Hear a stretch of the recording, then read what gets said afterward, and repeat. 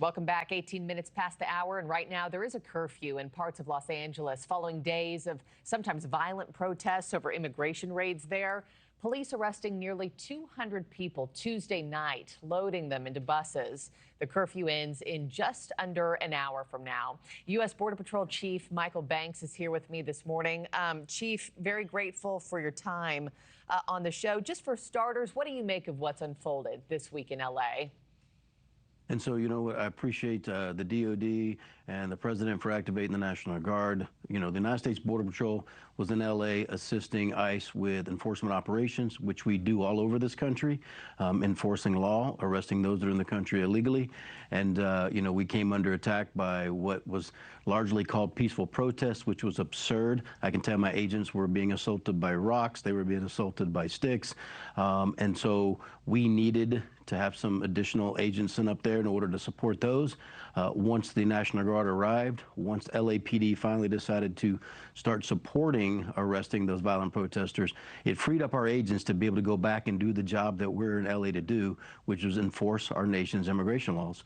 And so we are grateful for the support that we're getting from DOD and from the National Guard. It's allowing us to go out and continue making arrests for those in this country illegally. And, we've heard the attacks from both sides on this event, right? Governor Newsom is accusing President Trump of adding fuel to the fire. But when it comes to Trump's decision to deploy troops and Marines, correct me if I'm wrong, but can two things be true at the same time? The need for the deployment, but also the understanding that it will make tensions worse on the ground.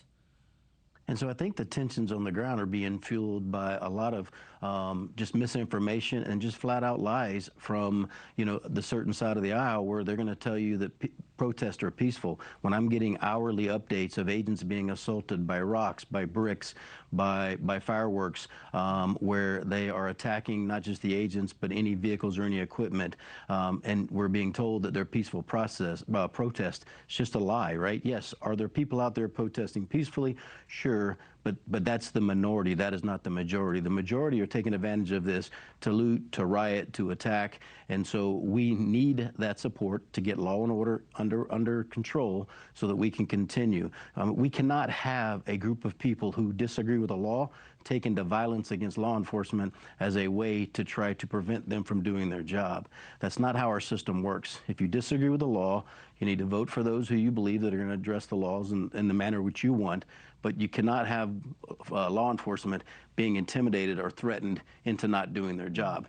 The nation would decline if we did that. And so the support we got, they can argue, that it fueled the fire. The fire was already started, and we could not let the fire keep burning. We needed to get under control. And I believe that if LAPD would have came to the aid a lot sooner and started arresting those that were creating violent acts of violence against our agents, we probably could have gotten this shut down a lot sooner.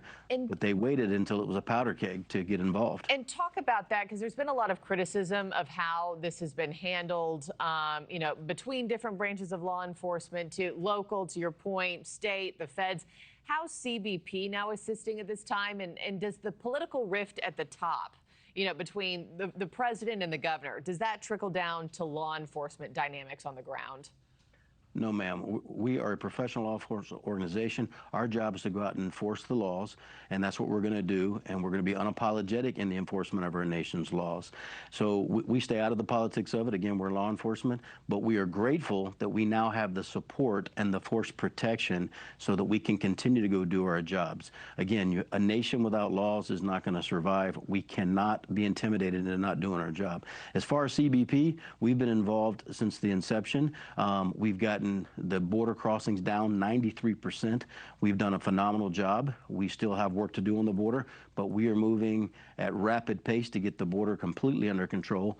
And when ICE requests assistance from our partners, such as ourselves, CBP, we're going to go assist. We're going to use our law enforcement authorities. We're going to arrest those foreign nationals that are in this country illegally. We're going to arrest those that have criminal warrants, and we cannot be intimidated into not doing our jobs.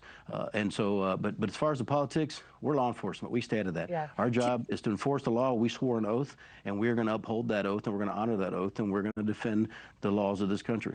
Thank you for watching. Subscribe below and download our NewsNation app right now on your phone, and you will get fact-based, unbiased news for all Americans.